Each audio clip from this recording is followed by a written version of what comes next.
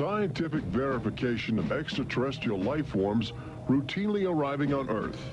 Top secret reports from ongoing military investigations. Compelling home videos of alien craft captured within the last few months. World figures who have gone public with their own extraterrestrial experiences.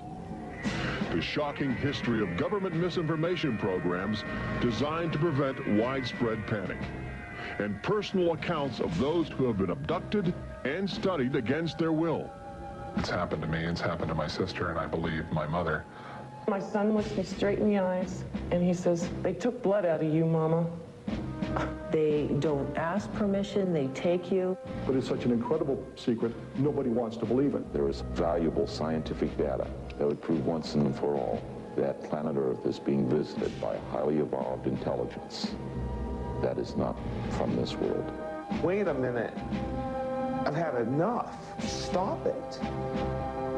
From beyond the boundaries of our perceptions, intelligent beings are beckoning mankind to join the galactic community.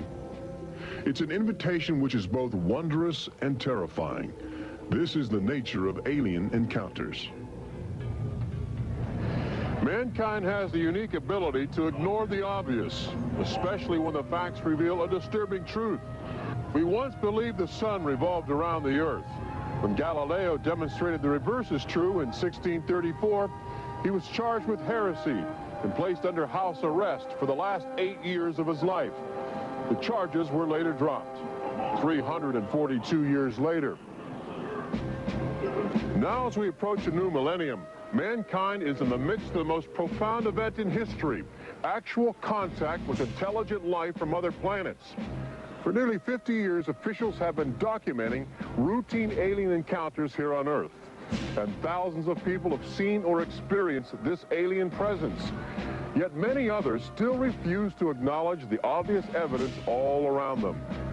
What is it like to be confronted by a creature whose intelligence and skill is far beyond the comprehension of mankind? Would it be enlightening? Would it be an exercise in terror? Or perhaps both?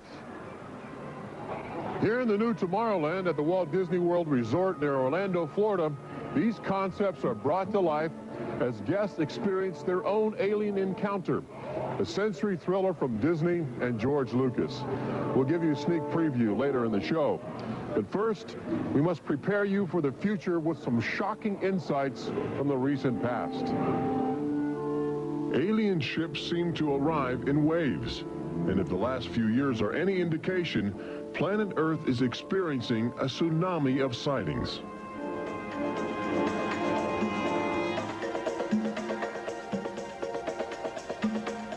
Mexico City, 1992. If you were arriving from outer space, this would be your first stop. It's the world's largest metropolitan area, easy to spot from a distance. Saucers arriving here have an affinity for military helicopters. This one was caught stalking a squadron during a national holiday celebration. Dozens of people videotaped the craft. Millions more just stared in disbelief as it covered 200 square miles of territory in a matter of minutes. Canada, 1991.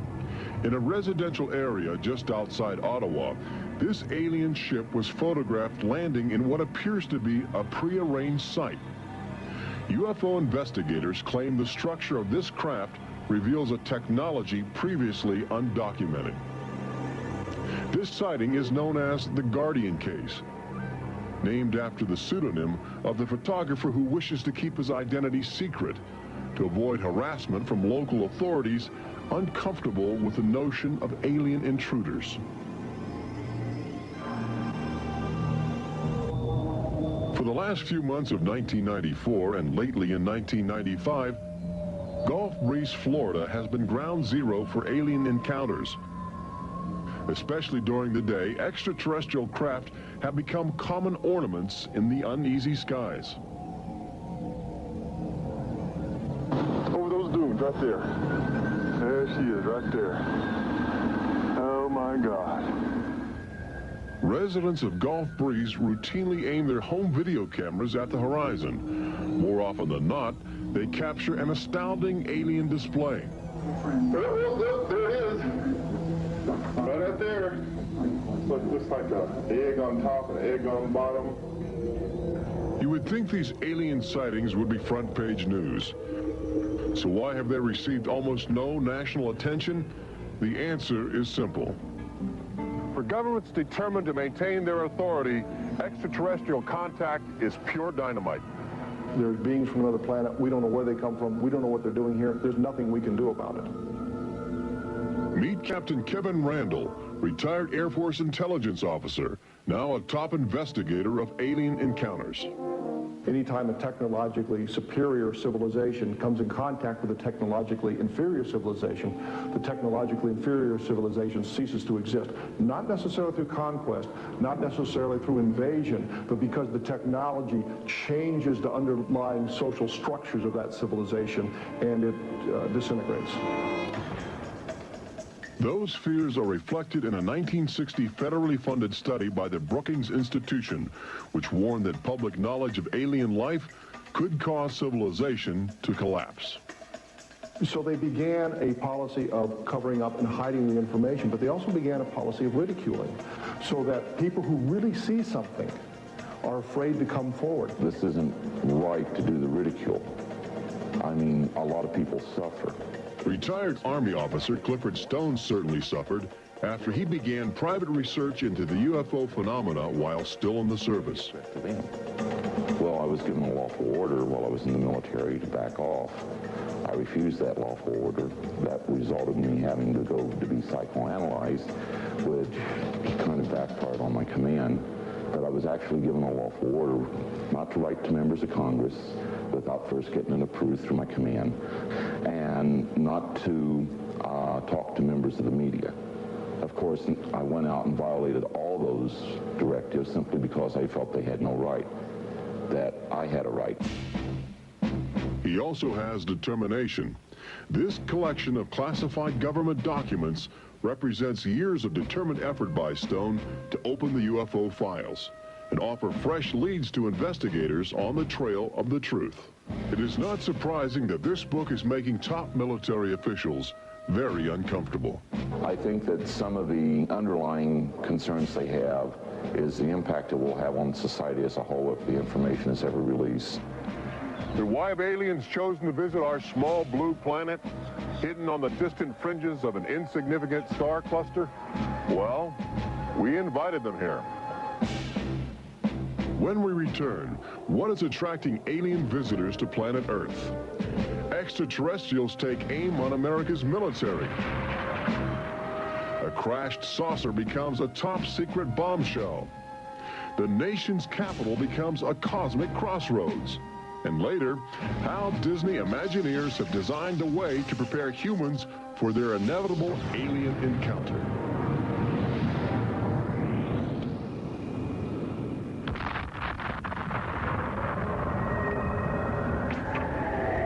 And I looked, and behold, a whirlwind came out of the north, and a fire enfolding itself, and the brightness was about it. Also out of the midst thereof came the likeness of 4 living creatures. And when the living creatures went, the wheels went by them. And when the living creatures were lifted up from the earth, the wheels were lifted up. For the spirit of the living creature was in the wheels. Ezekiel chapter 1. There have been reports of alien encounters throughout recorded history, often buried in the obscure poetry of mystics. But since the end of World War II, alien encounters have adopted a darker, more menacing demeanor. No longer just spirited lights dancing in the sky, UFOs turn more brazen, announcing themselves with surprising ferocity. Most alien activity on Earth in this century seems to have been sparked by the single most profound technological achievement in human history.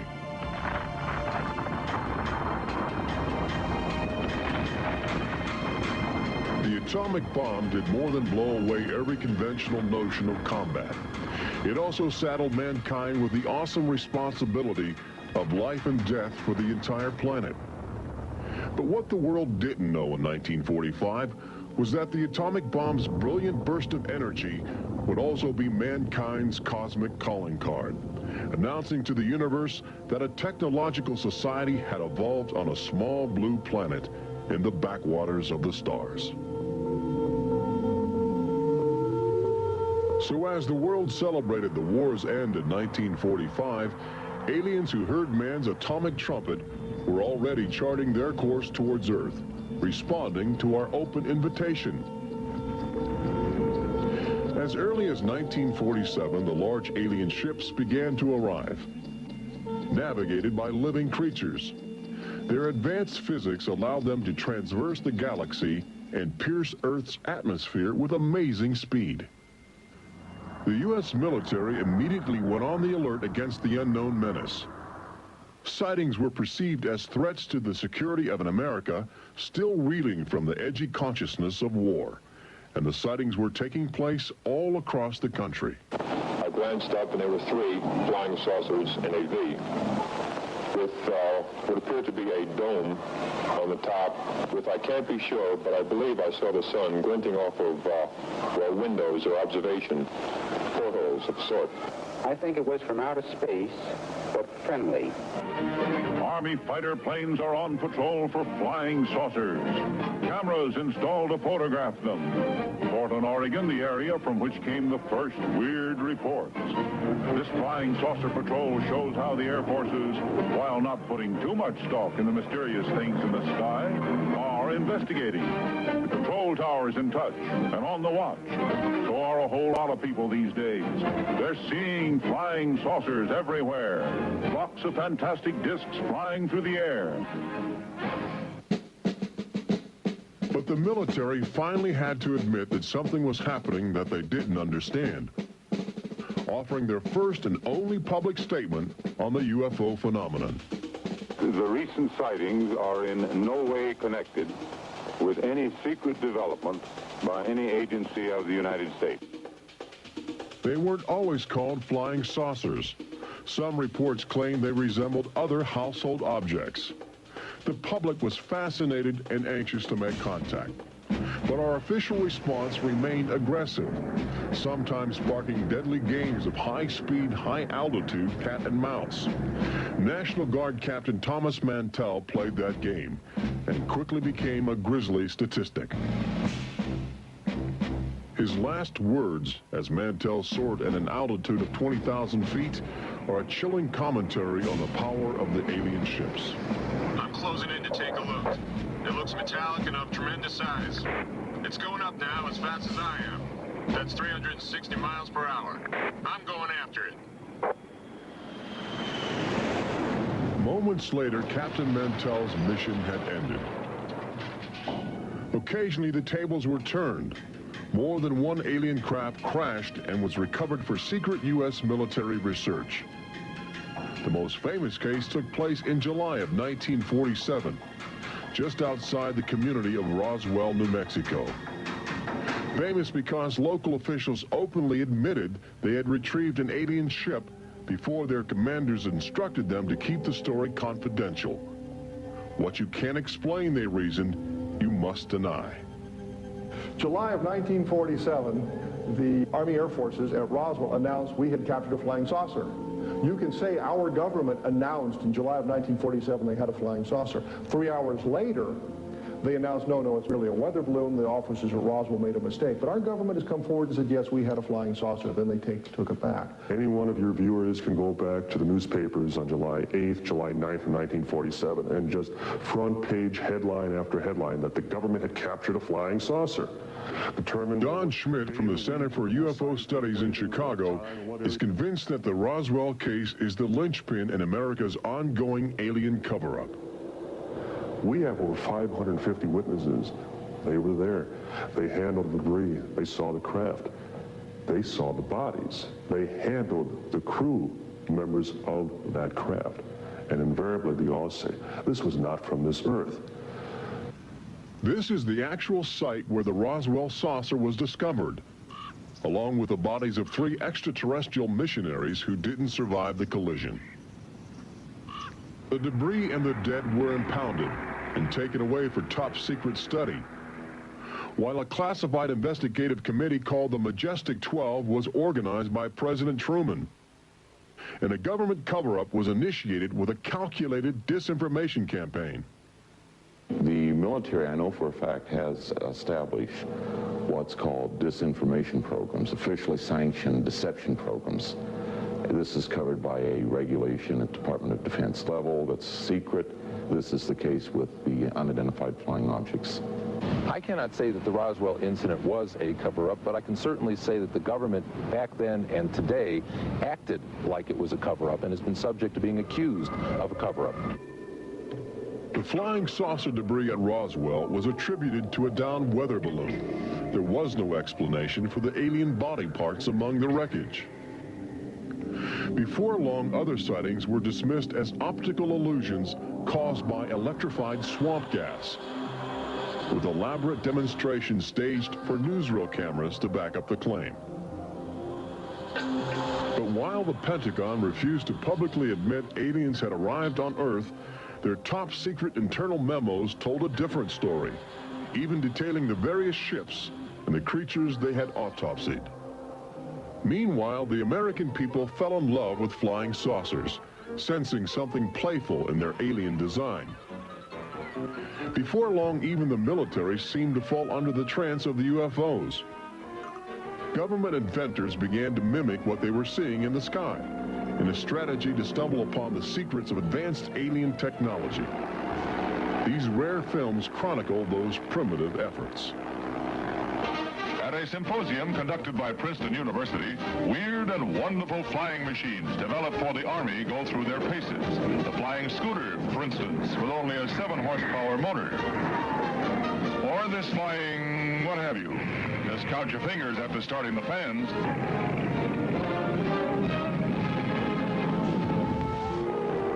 The naive attempts to copy the saucers began to look foolish, especially in July of 1952, when real alien ships were routinely buzzing over Washington, D.C., leading fighter pilots on frustrated chases lasting as long as 6 hours.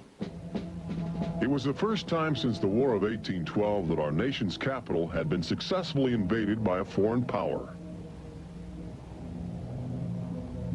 By the early 1960s, UFOs were having a chilling effect on our defense operations.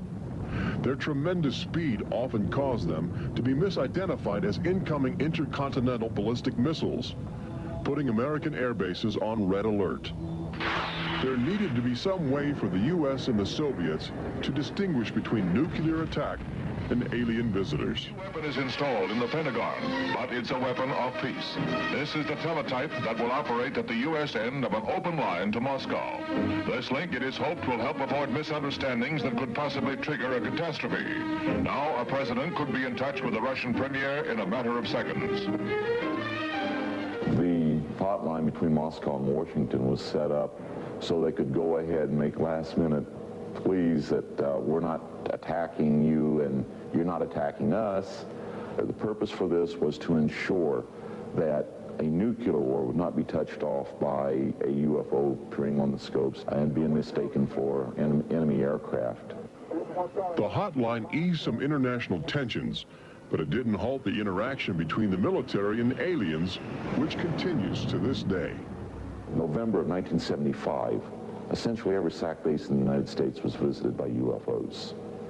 We have reason to believe that the UFOs went ahead and had some effect on changing the codes within the missiles, within the launch control facility, to change where the missiles would hit. 1976, September, Iran, 2 F-4s tried to intercept a UFO and shoot upon the UFO. The weapon systems of the planes go dead. The communication systems go dead. These are just 2 examples of cases which sound like they came out of science fiction, but in reality, they're from government documentation.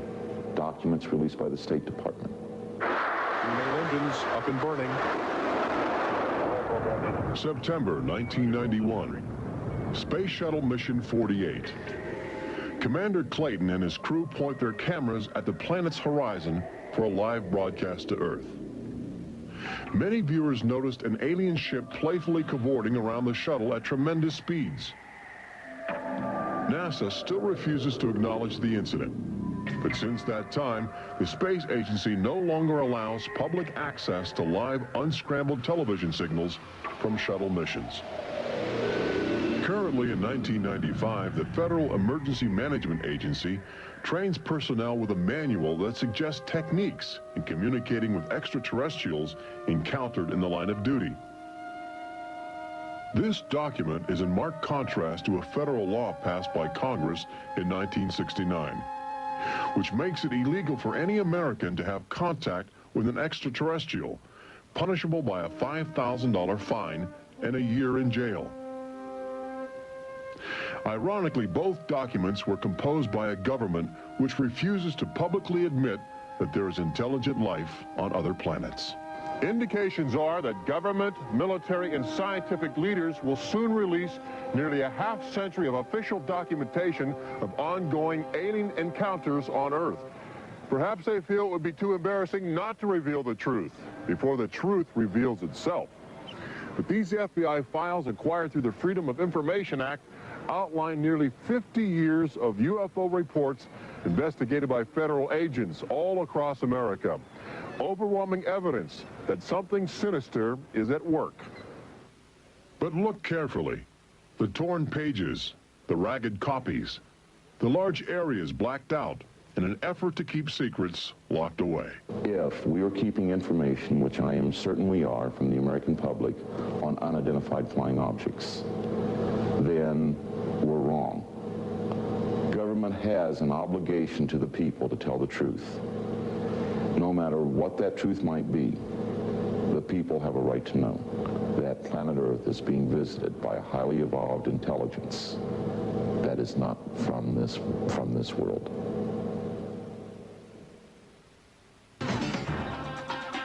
When we return, meet the people who have already experienced disturbing contact with creatures from another world. They don't ask permission, they take you. See how government is monitoring mutant life forms which have already staked their claim on planet Earth. And join Robert Urich on the fringes of the future in Walt Disney World's Magic Kingdom as Disney Imagineers prepare the public for their inevitable alien encounter. Encounters from New Tomorrowland.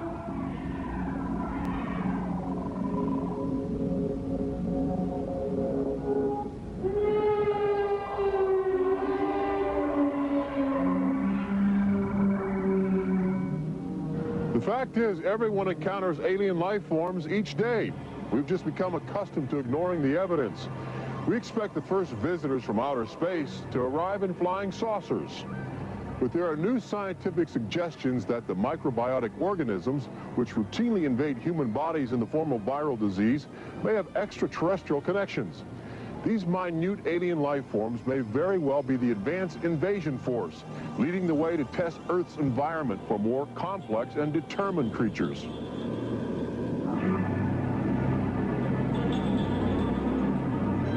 The idea is not new. Arrhenius, a Swedish chemist who died in 1927, first proposed the theory of transfermia, the notion that life is universally dispersed, possibly carried by cosmic winds across the vast expanse of the galaxy in the form of viral spores. Uncovering this mutating alien life is an ongoing government project carried out by scientific teams at NASA. They begin by collecting meteors which have landed on the barren landscape of Antarctica. Here, low temperatures preserve the alien life clinging to 4 billion-year-old cosmic debris.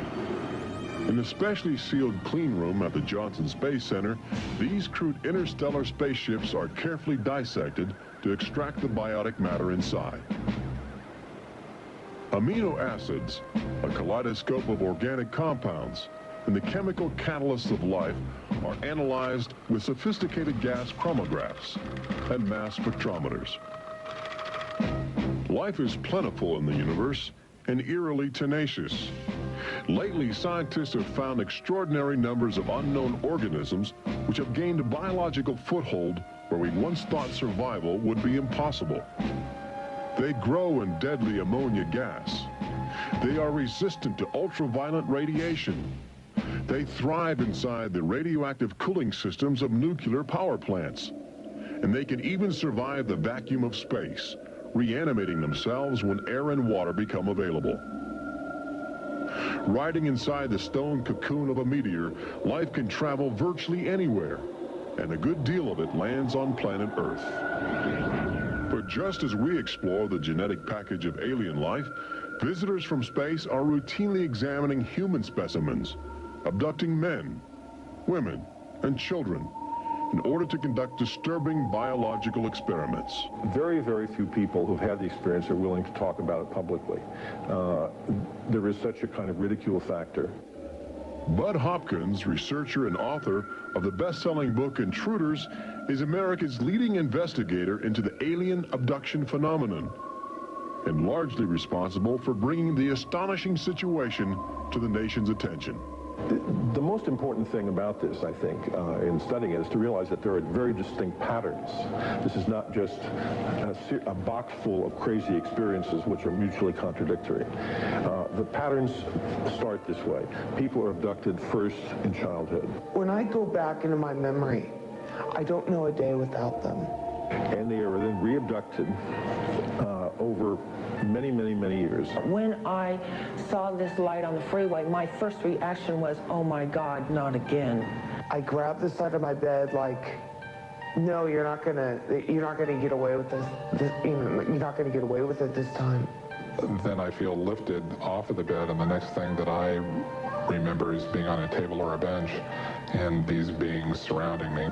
Samples are taken from the skin, and there are very distinct scars that result from these biopsies, whatever we want to call them. I have a scar on my hand. It seems to be a triangle shape that's a half an inch by half an inch if you were to measure it. They were just red and blistery and kind of in a large equilateral triangle on each foot. The basic, most common mark is what we call a scoop mark. It's a circular depression, as if the aliens have used a little tool and removed a layer of cells. On my upper left inner thigh, I have two marks. There's a series of two. They're about 1/8 of an inch deep and about 1/4 inch in diameter that people call scoop marks, for lack of a better term. Often an object is inserted in the nostril or behind the eyeball or in the ear, which we believe to be implants. On my shin, between my ankle and my knee, were two puncture marks. In fact, I hesitate to call them that because they were larger and deeper. They were like two holes drilled vertically along my shin into my leg. And that frightened me deeply because I have no idea how those got there. I could only speculate as to why they were doing that, although I do know that, bone marrow contains genetic material, blood. They're interested in who you are genetically. They seem to be desperate for our genetic material, our DNA, our particular genetic makeup, as if they have reached some point of, let's say, some point of no return in their evolutionary development, and they need to revivify themselves through something they can get from us, a more primitive and perhaps more robust species. People generally describe one particular type of figure as the basic alien type, which is a small figure, 3.5 to 4.5 feet tall, huge head, huge black eyes, hairless, grayish-white skin, just a tiny slit for a mouth that doesn't move, and so forth. I'd say that accounts for about 85% of the descriptions. There's some that are very, they talk about the reptilian being like sexually aggressive, and then there's some that look like praying mantis that are very mean and very violent. It is a violation of your body. It's a violation of your space. They don't ask permission. They take you. On this earth, when you are raped, when you are mugged, even if you don't see that person that is doing you bodily harm, you have somewhere to go. You can go to the police and at least give a report whether they do something or not. You have somewhere to go. But in this case, you have no one to talk to. You have no one to say, this has happened to me. I've been so violated. You don't even know. And you're not ready for this. My love life went to hell. My schooling went to hell. Everything went to hell. And it's terrifying. It's not fun. It ruins your life because you have nowhere to go. Twinkle, twinkle, little star, how I wonder what you are. Up above the world so high like a diamond in the sky. Makes me want to cry.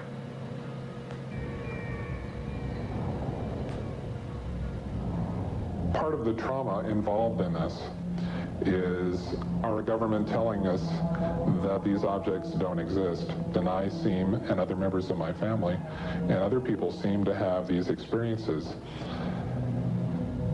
It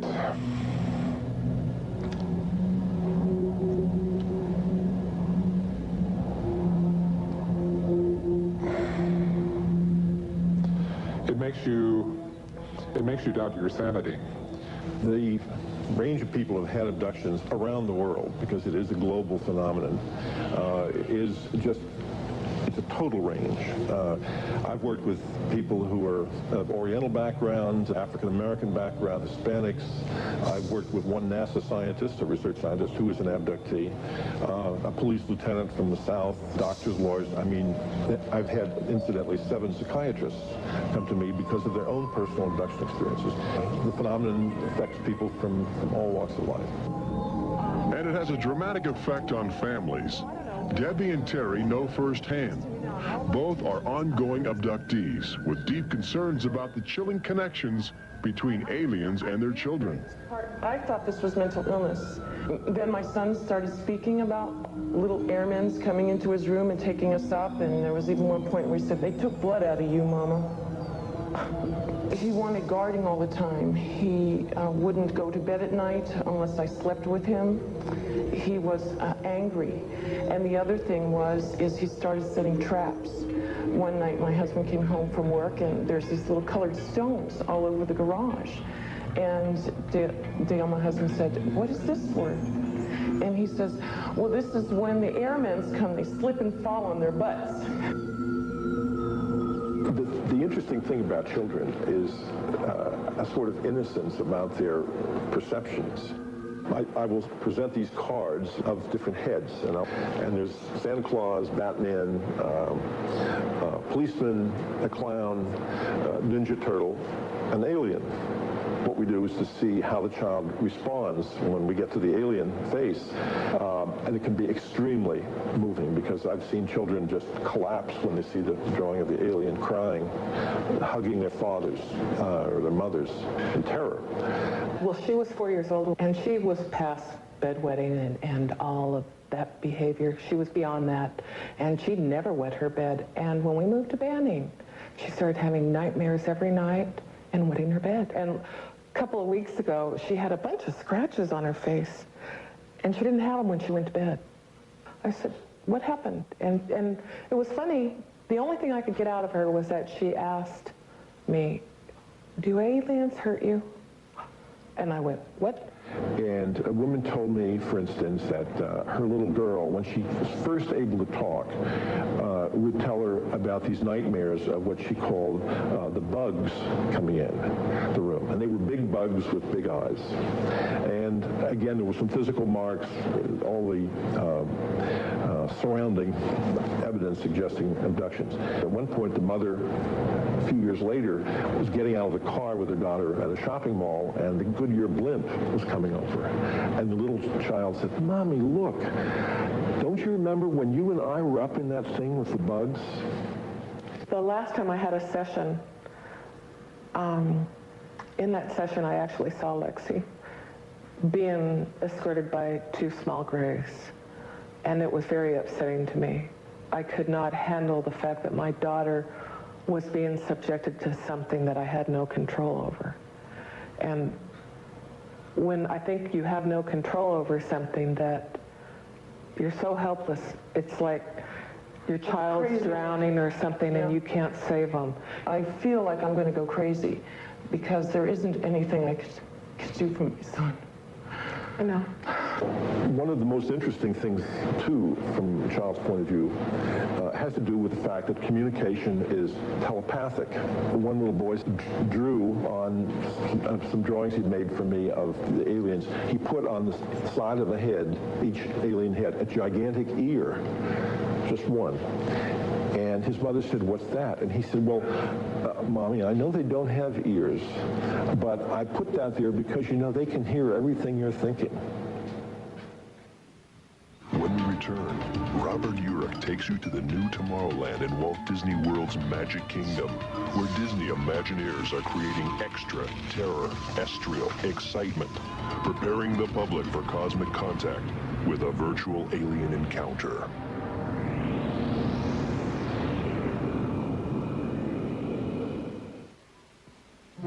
An official UFO sighting report, one of thousands compiled over the last few decades. This particular report from October 1969 was filled out by Jimmy Carter. He was still governor of Georgia at the time. He witnessed a luminous object suspended in a twilight sky. Later, when he assumed the office of President of the United States, his staff attempted to explore the availability of official investigations into alien contact. As this internal government memo illustrates, there are some security secrets outside the jurisdiction of the White House. We investigated lights in the sky for over 20 years. We didn't get anywhere. We have over 100,000 cases from over 160 countries in our files at the Center for UFO Studies in Chicago.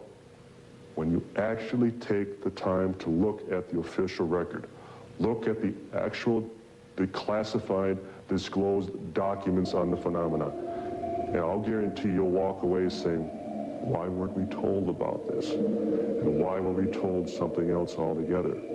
We've all been indoctrinated to have this knee-jerk response just to that term, UFO. We have to ask ourselves, who started it? And isn't it about time we go out and find out for ourselves? Every year, NASA routinely propels about 24 astronauts into a low Earth orbit aboard the space shuttle, a loud, lumbering, somewhat primitive rocket ship.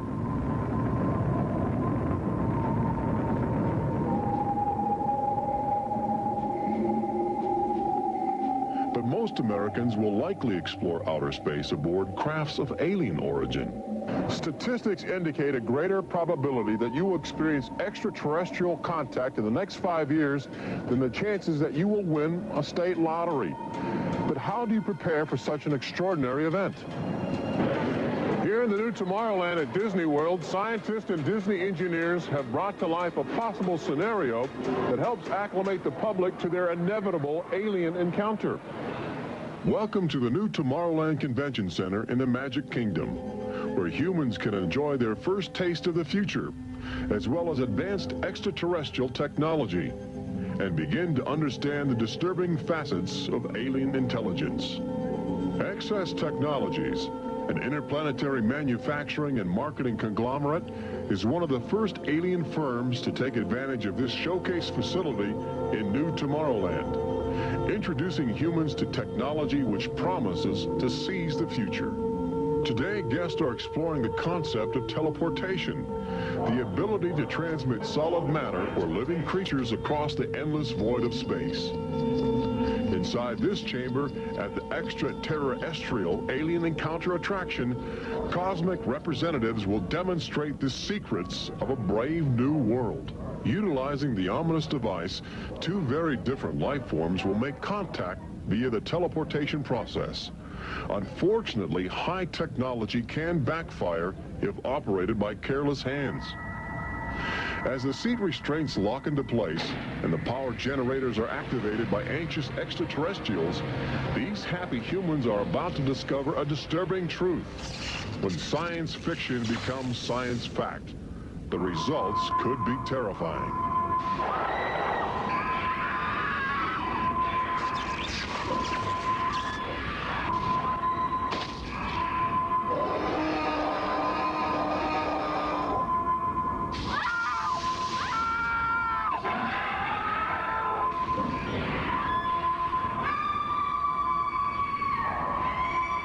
Alien encounter. opens at Walt Disney World summer 1995.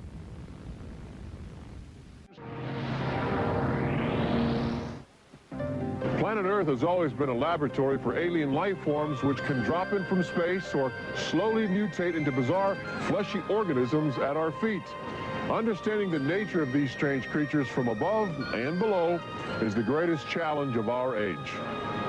We now know that our future, indeed the future of Earth itself, rests in the balance of the solid and the ethereal, of common sense and the irrational, in our relationship with alien life as grotesque as a fungus or as glorious as the heavens.